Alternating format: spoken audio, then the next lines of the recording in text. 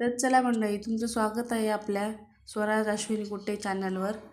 तर चला, आज आपण आलू बोंडा किंवा आलू वडा याची रेसिपी करणार आहोत. तर चला सुरुवात करूया आपण. इथे मी उकडलेले आलू घेतलेले आहेत, म्हणजेच बटाटे. याला मॅश करून घेऊया हातानेच.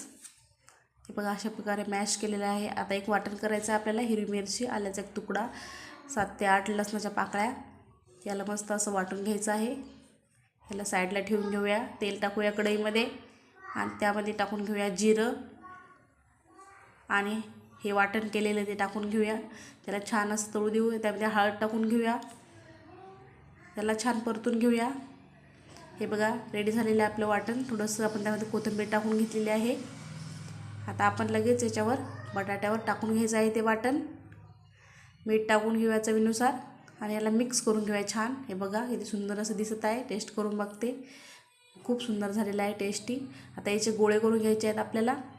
ते गोळे आपण साईडला ठेवलेले आहेत. आता इथे आपण वरच्या कवरचं प्रिपरेशन करूया. इथे बेसन पीठ घेतलेलं आहे, हळद आणि थोडंसं तिखट आणि मीठ घेतलेलं आहे. आता याला मिक्स करून घेऊया छान पातळ असं.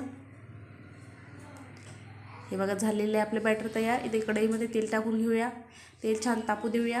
आता इकडे वडा टाकून घेऊया एक बटाट्याचं. त्याला मी मस्त असं कवर करून घेऊया बेसन पिठाचं आणि लगेच गरम गरम तेलामध्ये मस्त असे वडे सोडून घ्यायचे आहेत. वरनं तेल सोडूया थोडंसं. हे बघा, पलटून घेऊया आता.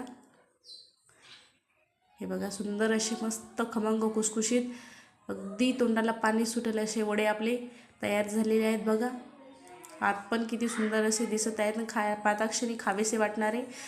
तर नक्की ट्राय करा रेसिपी आवडली तर लाईक करा, शेअर करा, कमेंट करा, सबस्क्राईब करायला विसरू नका. धन्यवाद.